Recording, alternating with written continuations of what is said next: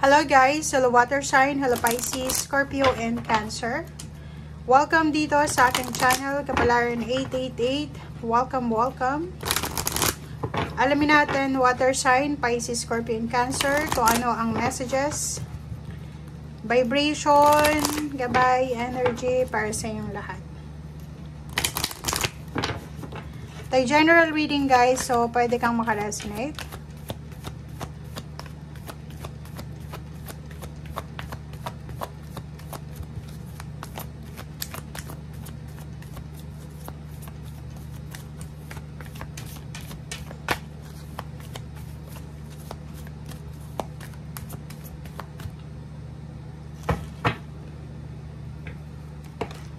Oh, wow.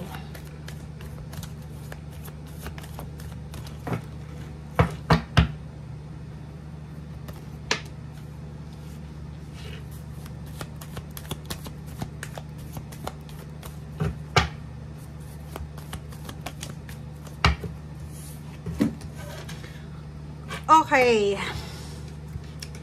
Water sign, Pisces, Scorpio, and Cancer. Comment down below if makaresonate ka dito ha.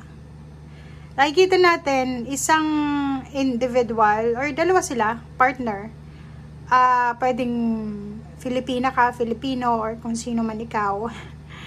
And posibleng may karelasyon ka sa ibang bansa or sa ibang lugar, ibang lahi or same din yung nationality, Filipino, na nag-iisip kayo na magpakasal or 'di ba, magta-travel para magkita and then magpakasal.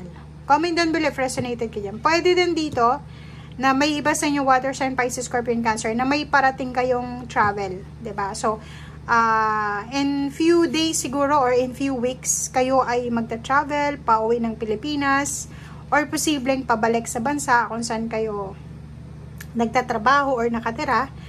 Or nakikita natin dito na may pupunta siguro ng ibang bansa, may or kung saan ka may magta-travel dahil gusto mong kumita ng pera sa lugar na yon. Okay? So comment down below. Ang dami-dami mong plano. Parang nakikita natin dito na punong-puno ka ng plano para sa future mo. Punong-puno ka ng plano para i-expand yung horizon mo. Water sign, Pisces, Scorpio, and Cancer. Okay. So, may friendship dito na mauuwi sa relationship na intimate. Meron ditong small business lang, tapos biglang lalaki, 'di ba?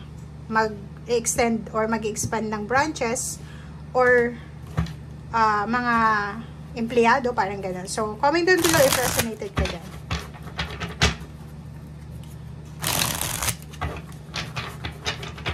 Or pwedeng yung iba sa inyo may isa-celebrate kayong wedding anniversaries, renewal of vows, or partnership, business partnership, may opening a business, or may message kayo of invitation, letter of invitation sa kasal, or kung ano man to na posibleng related dito sa baraha.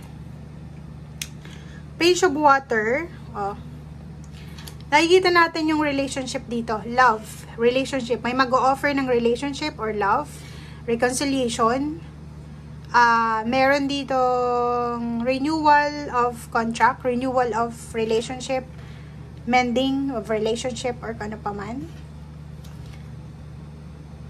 May iba din sa inyo dito na maraming kailangan ayusin. Nakakaloka. Sa araw na ito, may mga water sign na sobrang stress, over-stress, imbalance yung nararamdaman nila, over fatigue, parang ganun. Pagod na pagod sila sa trabaho nila, sa business nila, or ang dami-dami nilang kailangan na asikasuhin ng papeles, lalo na kung magpapakasal, or lalo na kung magta-travel sa ibang bansa. Pero, pagod ka man ngayon ha, pagod ka man, pero financially, kontento ka. Financially, independent ka. Parang ganon. So, nakikita ko sa'yo dito, wala pa man yung independence sa money, masaya ka na.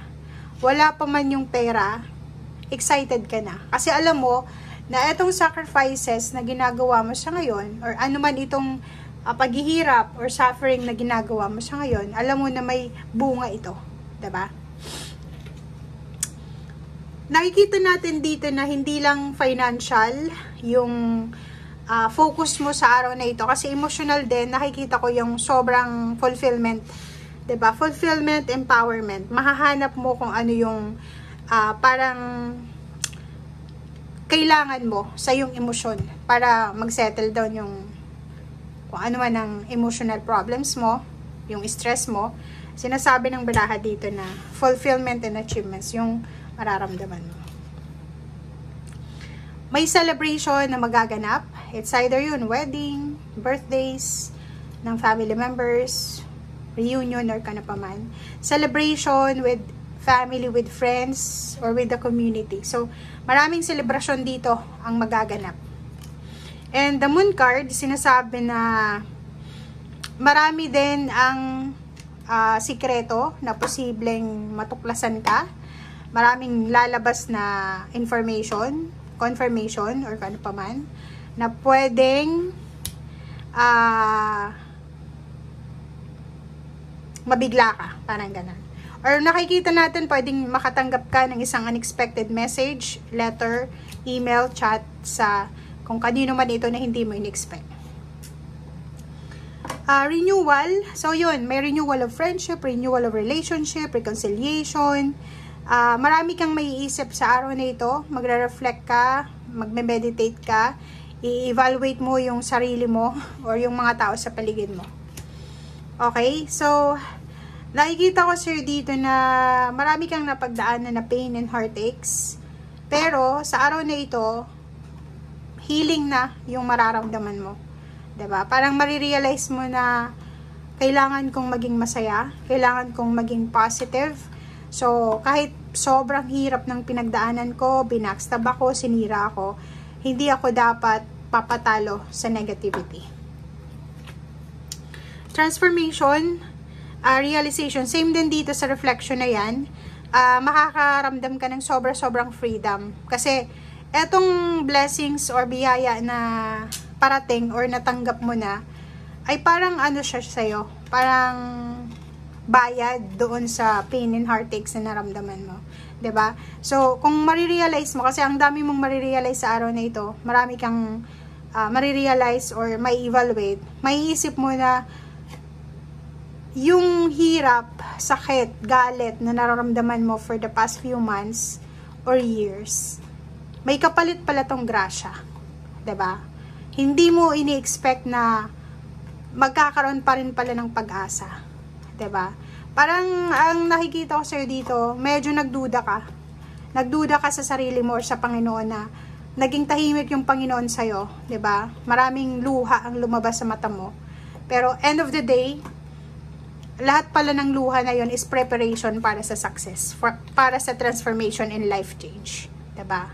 So, kung naghihintay ka ng money, pera, or kung ano pa man, trabaho, or ano man na success ito, kung may naghihintay ka, patiently waiting, dapat kayo. Maghihintay kayo ng mahinahon.